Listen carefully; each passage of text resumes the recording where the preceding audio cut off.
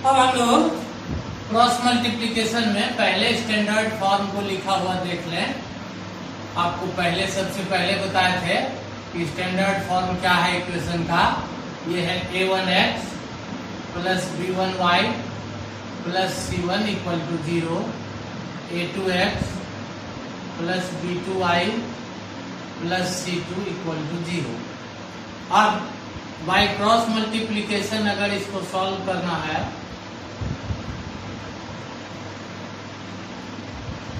तो इसमें लिखते हैं ऊपर में x केवल वेरिएबल, उसके बाद y थोड़ा दूर हटा के, और फिर इसमें कोई वेरिएबल नहीं है, कांस्टेंट है, तो कांस्टेंट का मल्टीपल 1 हो जाता है। आप 5 लिखें तो 5 गुना 1 लिख सकते हैं, तो यहाँ 1 लिख देंगे। अब जब x के नीचे आप लिखना शुरू करेंगे, इसका कोफिशिएंट अब लिखेंगे तो x वाला छोड़ देंगे। ये देखिए b1 लिखाएगा और इसके नीचे b2 लिखाएगा। फिर y के नीचे लिखिएगा तो y वाला छोड़ के उसके दाहिनी तरफ वाला लिखना है c1 और c2। फिर इसको जब लिखिएगा तो इसके दाहिनी तरफ वाला 0 नहीं लिखना है, इधर आ जाना है इसका a1 और a2। और इसके बाद a1 और a2 के बाद फिर यही b1 और b2 एक बार दोबारा लिख देना है। जब ये दोबारा लिखा जाए तब इसको लिखने के लिए बंद कर देना है। अब क्रॉस मल्टीप्लिकेशन में नियम है ये और ये इंटू कीजिए और इसके बीच में माइनस का साइन दीजिए और इसके साथ लिखिए। देखिए कैसे लिखिए, x बटे b1c2 माइनस b2c1। फिर इसी तरह से y बटे c1a2 माइनस c2a1। ये बीच में माइनस का साइन ही रहना है, बराबर इसके नीचे को ऊपर में वेरिएबल में 1 है a1b2 माइनस a2b1। इस प्रकार से आपको 3 पार्ट आया, 1 2 3। अब x का वैल्यू अगर निकालना है तो 1 और 3 को केवल लिखिए। ये हो जाएगा x बटे b1c2 minus b2c1 equal to 1 बटे a1b2 माइनस a2b1। तो इस प्रकार से x का वैल्यू आपको आ गया, ये ऊपर चला जाएगा b1c2 माइनस b2c1 बटे a1b2 माइनस a2b1। इसी तरह से अगर y का वैल्यू निकालना, जैसे ही दोनों एक साथ लिखे ऐसे ही आप y और ये एक साथ लिखिए तो क्या हो जाएगा,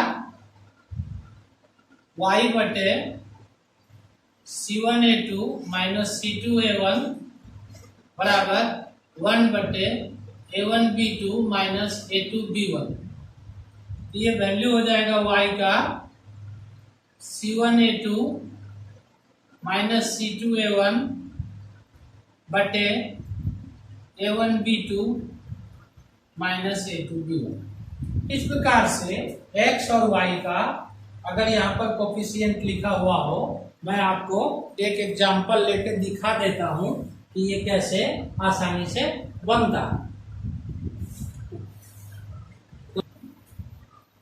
अब ये क्वेश्चन है आपके एक्सरसाइज 3.5 के 1 नंबर का। इसमें हम पहले भी बताए थे, खूब ध्यान रखिए। a1 है 1 और a2 है 3, तो a1 बटे a2 क्या हो जाएगा, 1 बटे 3, और b1 है -3 और b2 है -9। -3 बाई -9 कीजिएगा तो ये b1/3 हो जाएगा। तो निश्चित रूप से इसमें आप लिखिए a1 बटे a2 बराबर 1/3, b1 बटे b2 बराबर -3 बाई -9 कट के ये भी 1/3 हो गया। और जब a1/a2 और b1/b2 बराबर हो जाए दोनों, तो ऐसी स्थिति में क्या करते हैं, c1/c2 भी निकाल के चेक करते हैं। ये -3/-2 है, यानी 3/2। तब तो अब ये दोनों बराबर है और ये बराबर उसके नहीं है। तो ऐसी स्थिति में a1/a2 इक्वल टू b1/b2 और नॉट इक्वल टू c1/c2 है। अगर ऐसा है तो आप हमारा टेबल याद कीजिए, उस टेबल को अभी हम फिर बताएंगे। तो ऐसी स्थिति में नो कॉमन सॉल्यूशन होता है, और जब नो कॉमन सॉल्यूशन है तो इसको सॉल्व करने की आवश्यकता ही नहीं होती। अब इसी तरह से हम फिर दूसरा सवाल देखेंगे। ये इधर बना हुआ रहेगा, इधर वाला हम मिटा के दूसरा सवाल लिख के दूसरा भी बना के दिखाते हैं। ये खूब ध्यान रखना है, इसमें x के नीचे जब लिखते हैं तो x का वेरिएबल, x से आगे वाला b1 b2, y के नीचे जब लिखते हैं तो इससे आगे वाला c1 c2, और 1 के नीचे जब लिखते हैं तो इससे आगे 0 नहीं, इससे आगे इधर आ जाएंगे a1 a2, और फिर यही वाला रिवाइज करके छोड़ देते हैं। x के नीचे जब लिखते हैं तो ये टेढ़ा टेढ़ी क्रॉस मल्टीप्लाई करते हैं, बीच में माइनस का साइन, और फिर इसको भी क्रॉस मल्टीप्लाई करते हैं।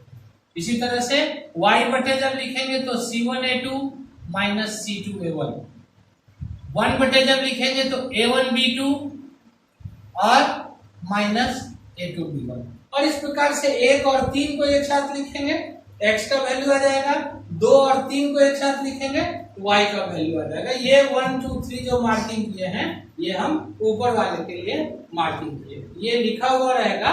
ये वाला हम मिटा के आपको दूसरा दिखाते हैं। देखिए दूसरा नंबर का जो सवाल है वो है 2x + y = 5, 3x + 2y = 8। इसमें c1 c2 आपको इधर लेके आना है, तभी यहाँ 1 होगा। ध्यान रखना है, अगर यहाँ रहेगा इस पार तब ऐसा लिख दीजिएगा तो साइन में गलती हो जाएगा, फिर आंसर नहीं आएगा। इसलिए आप इस इक्वेशन को अगर क्रॉस मल्टीप्लिकेशन से बनाना है तो हर हाल में स्टैंडर्ड फॉर्म में लेके आना पड़ेगा। तो इसका क्या लिखा जाएगा, 2x + y - 5 = 0, ये हुआ इक्वेशन 1, और 3x + 2y - 8 = 0, ये हुआ इक्वेशन 2।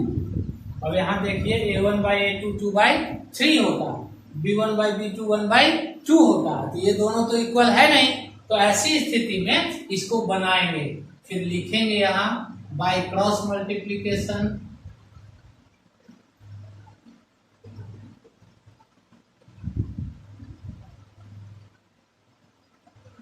ऊपर में x y और 1। अब आपको यहाँ b1 c1 b2 c2 a1 b1 ये लिखने की आवश्यकता आंसर बनाते समय, सॉल्यूशन बनाते समय नहीं है। एक विद्यार्थी हमको दिखाया है, भेजा है, उसमें वो पहले ये वाला लिखता है फॉर्मूला, फॉर्मूला लिखने की आवश्यकता यहाँ नहीं है। खूब ध्यान रखिए, x वाला बंद कर लीजिए, यहाँ बचा x के नीचे 1 और 2, देखिए 1 और 2।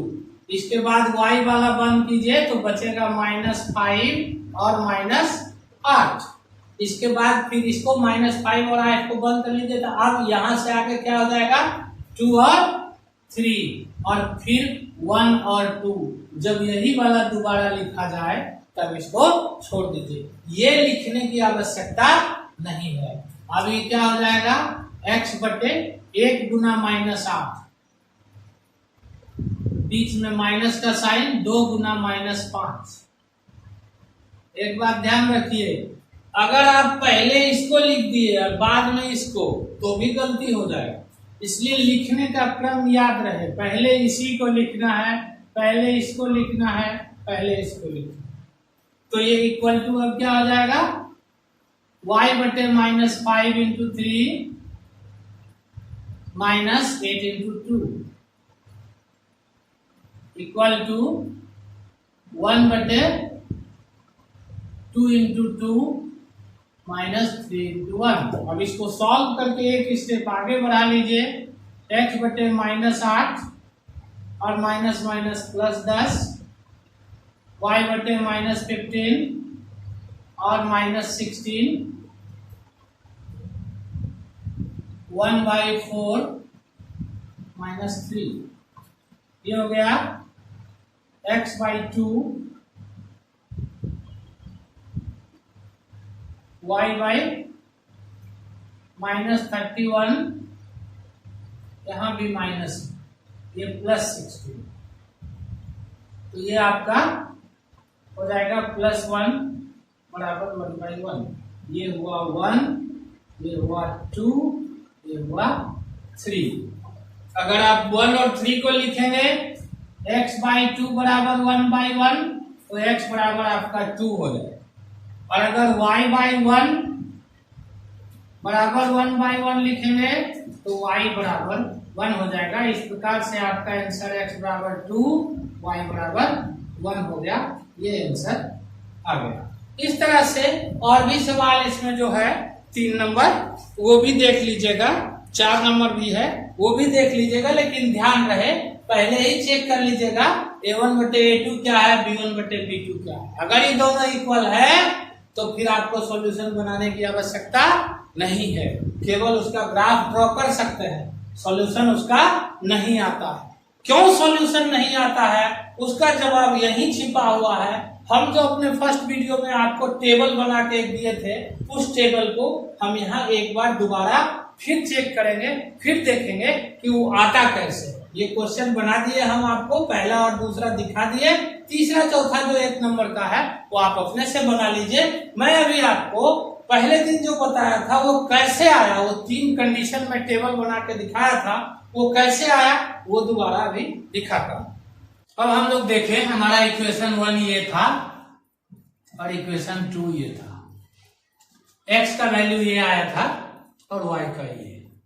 किसी भी फ्रैक्शन में आप जानते हैं कि नीचे q is not equal to 0 होता है। इसका मतलब कि x का वैल्यू तभी तक आएगा जब a1b2 माइनस a2b1 ये नॉट इक्वल टू 0 होगा। अगर 0 हो गया, कि 2 ही बातें हो सकती है, कि अगर a1b2 माइनस a2b1 0 हो जाए।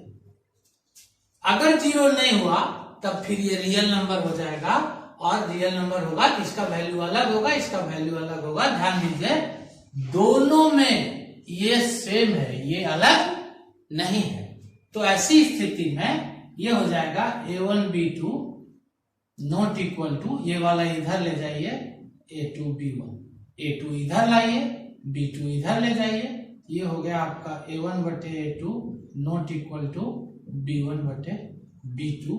यही कारण है कि जो पहला कंडीशन था हमारा कंडीशन जो हम पहली बार बताए थे, वो फर्स्ट कंडीशन था a1 बटे a2 not equal to b1 by b2।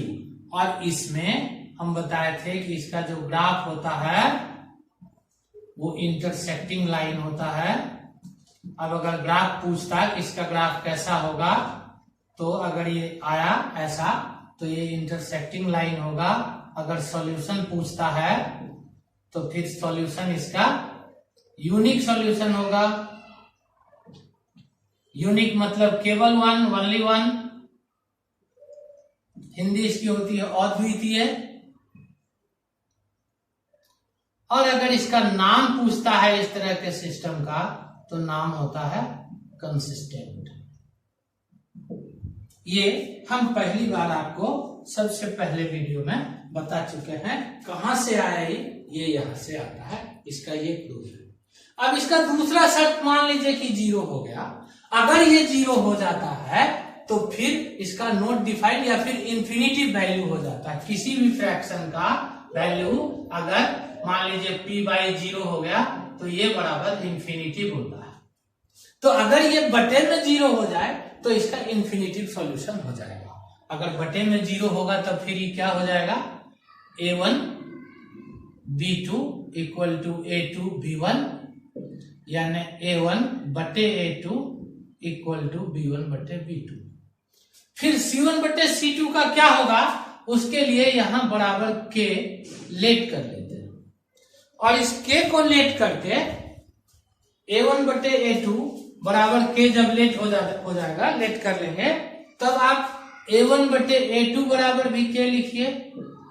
तो ऐसी स्थिति में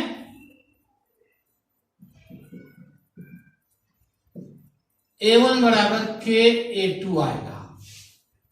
ठीक इसी तरह से B1 बराबर KB2 आएगा। अब जरा ये A1 और B1 का वैल्यू इक्वेशन 1 में पुट कर दीजिए, तो क्या हम लोग पाएंगे इसको,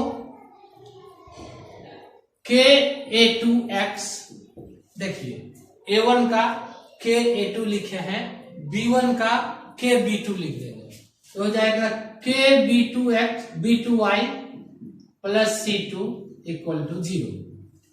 और दूसरा इक्वेशन जो हमारा है वो तो है A2x प्लस B2y प्लस, यहां C2 नहीं, यहां C1, C2 इक्वल टू 0।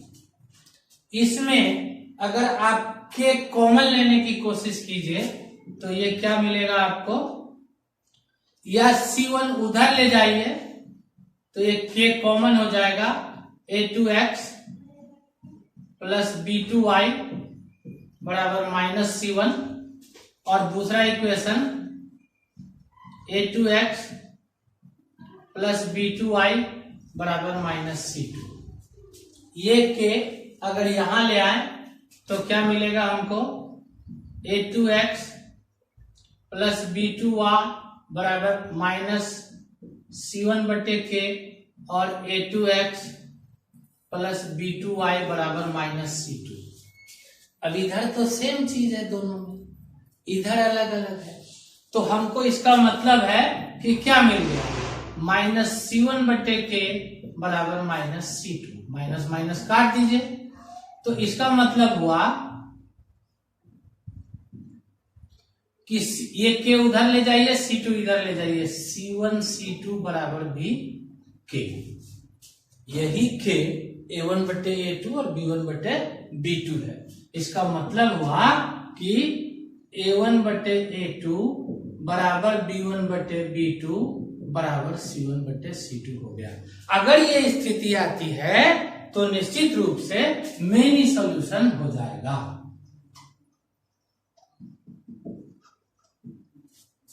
इसलिए दूसरा जो कंडीशन बताए थे वो A1/A2 equal to B1/B2 equal to C1/C2, इसमें कंसाइडेंट लाइन, एक ही लाइन के ऊपर दूसरा लाइन आ जाएगा। कंसाइडेंट लाइन कैसा होता है ये हम पहला वीडियो में बता दिए हैं, फर्स्ट वीडियो में, और इसका जो सॉल्यूशन होता है वो इनफिनाइटली मेनी सॉल्यूशन हो जाता है।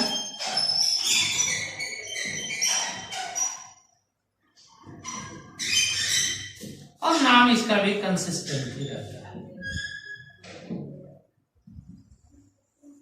अब आप सोचिए कि अगर एक ऐसी स्थिति हो जाए कि ये C1/C2 K के बराबर नहीं हो, मतलब if C1/C2 not equal to K, it means कि A1/A2 इक्वल टू तो B1/B2 है, लेकिन C1/C2 के बराबर नहीं है, तो फिर ऐसी स्थिति तो संभव ही नहीं है, क्योंकि जब हम A1/A2 बराबर B1/B2 लेते हैं तो अपने आप C1/C2 भी इसी K के बराबर आ जाता है। और अगर कोई ऐसा सिस्टम बना के दे दिया हमको जिसमें ये दोनों तो रेशियो इक्वल होता है, A1/A2 और B1/B2, लेकिन C1/C2 का रेशियो इक्वल नहीं होता है, तो फिर हम उसका कोई भी कॉमन सॉल्यूशन नहीं पा सकेंगे, क्योंकि यह स्थिति संभव ही नहीं है।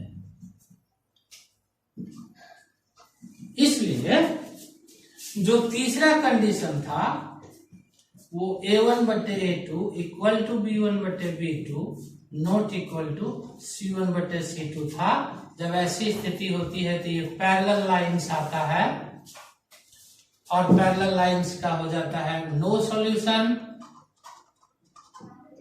और इसको इनकंसिस्टेंट कहा जाता है। इस प्रकार से इस चार्ट के हिसाब से अब आप लोग एक्सरसाइज 3.2 का 1 नंबर और 2 नंबर जो है, 3 नंबर में तो ग्राफ है, वो बना लीजिएगा। एक्सरसाइज 3.2 का 1 और 2, मतलब जो ग्राफ वाला पोर्शन है जिसमें ग्राफ ड्रॉ करने के लिए कहता है वो छोड़ दीजिएगा, और बाकी 1, 2, 3 भी अगर ऐसा ही है तो 3 भी बुक मेरे पास नहीं है तो 3 भी बना लीजिए। लेकिन उसमें कुछ पोर्शन तो यही पूछता है, ग्राफ कैसा होगा, सॉल्यूशन कैसा होगा, नेम कैसा होगा। तो 1, 2 और 3 तो बन जाएगा, लेकिन 4 नंबर से फिर ग्राफिकल सॉल्यूशन है, वो जब हम ग्राफ बताएंगे, अभी 1-2 वीडियो के बाद ग्राफ भी बताएंगे, तो ग्राफ बताएंगे तब ग्राफ वाले सॉल्यूशन को बताइएगा। अब हम यहां से फिर लौट जाएंगे, लौट के आएंगे 3.5 में।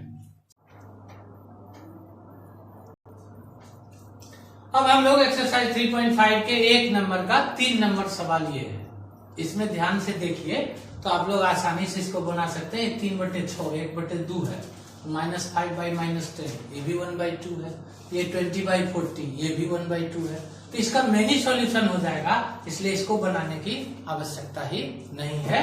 आप कंपैरिजन कर दीजिएगा, रेशियो निकाल दीजिएगा तीनों, A1/A2, B1/B2 और C1/C2। आपको तीनों में 1/2 आएगा, नीचे लिख दीजिएगा मेनी सॉल्यूशन। चौथा नंबर देखिए, इसमें आप x लिखिए, y लिखिए, 1 लिखिए, यहां बाय क्रॉस मल्टीप्लीकेशन लिख के x के बाद वाला x के नीचे लिखना है, -3 -3, फिर -7 -15, फिर 1 और 3। इसके बाद यही रिवाइज कर देना है, -3 और -3 यही वाला, ये तीनों कोफिशिएंट लिखने के बाद यही वाला एक बार और लिखना है। इसके बाद हम बताए हैं, यहाँ लकीर खींचिए, नीचे लिखिए x बटे -3 -15 मल्टीप्लाई कीजिए। अब मैं सीधे मल्टीप्लाई करके यहाँ +45 लिख देता हूं, बीच में माइनस का साइन, -3 और -7 +21 इक्वल टू y बटे -7 इंटू 3 -21 और -15, ये माइनस जो है इसको प्लस बना देगा, इक्वल टू 1 बटे -3, ये मल्टीप्लाई करके याद रखना है, पहले इसको सबसे पहले सबके नीचे इसको लिखना है, माइनस देने के बाद दूसरे को, माइनस देने के बाद इसको। ये एरो का निशान बनाना आप लोगों को जरूरी नहीं है, आप बिना एरो के भी बना सकते हैं। ये -3 हो गया, फिर बीच में -3 3 जा 9 -9 होगा, इसको प्लस कर देगा। अब आपका हो गया x/24 equal to y/6 equal to 1/6। ये 1, ये 2, ये 3, 1 2 3। पहले 1 और 3 को लिखना है, x/24 बराबर 1/6, यानी x बराबर 1/6 इंटू 24, यानी x इक्वल टू 4। अब 2 और 3 को लिखना है, y/6 equal to 1/6, y equal to 1/6 into 6 कट गया, y इक्वल टू 1 हो गया। ये आंसर आपका आ गया, x equal to 4, y equal to 1। देखिए, अगर क्वेश्चन में ऐसा कहता है कि यूनिक सॉल्यूशन या मेनी सॉल्यूशन या नो सॉल्यूशन है कि नहीं है, पहले निकाल के चेक कर लिए, तो ध्यान रखिए हर सवाल को बनाने से पहले आप चेक करके देख लीजिए, यूनिक सॉल्यूशन आवे तब सॉल्यूशन बनाइए, वो क्वेश्चन आप पूरा पढ़ लीजिएगा। एक सवाल ये मैं आपको अपने मन से दिया हूं, जनरली इस तरह का सवाल भी पूछा जाता है, तो इसको भी देख लें कि ये कैसे बनता है। इसमें है x/a minus y/b equal to 0। इसका मतलब है कि इसका अगर एलसीएम करें तो ये हो जाएगा LCM ab bx minus ay equal to 0, यानी इक्वेशन 1 जो है ये हो गया bx minus ay equal to 0, और इक्वेशन 2 तो सीधा बना हुआ है ही, ax plus by minus A square plus B square equal to 0। दोनों को सीधा कर लिए, C1 एक तरफ लिख लिए, C2 और उसके बाद अब इसको बनाइए। फिर से लिखेंगे x y और यहां क्या लिखना है 1। अब x के नीचे b और a नहीं, माइनस a और प्लस b, तो इसके नीचे माइनस a और b। अब y के नीचे याद रखिए यहां पर C2 नहीं है, C1 नहीं है, तो C1 का क्या हो जाएगा 0 और minus a square plus b square. फिर इसके बाद ये वाला b और a, फिर यही रिवाइज कर दीजिए, ये b और a यहां लिखिए और इसके बाद फिर यही वाला लिख दीजिए माइनस a और b। बस यहां बाई क्रॉस मल्टीप्लीकेशन लिखना होता है। अब ये क्या हो जाएगा x बटे माइनस और minus plus a into A square plus B square और माइनस b इंटू 0, तो 0 हो जाएगा, इसलिए 0 लिखना जरूरी नहीं है। y बटे 0 इंटू ए 0 और माइनस जो दीजिएगा ये माइनस इसको प्लस बना देगा, तो b into A square plus B square equal to 1 by B into B square minus और माइनस प्लस ए स्क्वायर। अब ये आपका हो गया x बटे a into A square plus B square बराबर y इंटू वाई बटे b into A square plus B square बराबर 1 बटे B square plus A square. ये 1, ये 2, ये 3। बड़ी आसानी से A square plus B square इससे कट जाएगा, x बराबर a बचेगा और y बराबर b आएगा। अगर आप x बटे a into A square plus B square बराबर 1 बटे B square plus A square लेंगे तो ये आपका ये और ये कट जाएगा, x बराबर a आएगा। इसी तरह से y बराबर b आएगा, यही इसका आंसर हो गया। ऐसा भी कुछ सवाल मैं आपको लिखा देता हूं और आप इसको इस तरह के सवालों को भी बनाइए। क्वेश्चन है पहला px plus qy equal to p minus q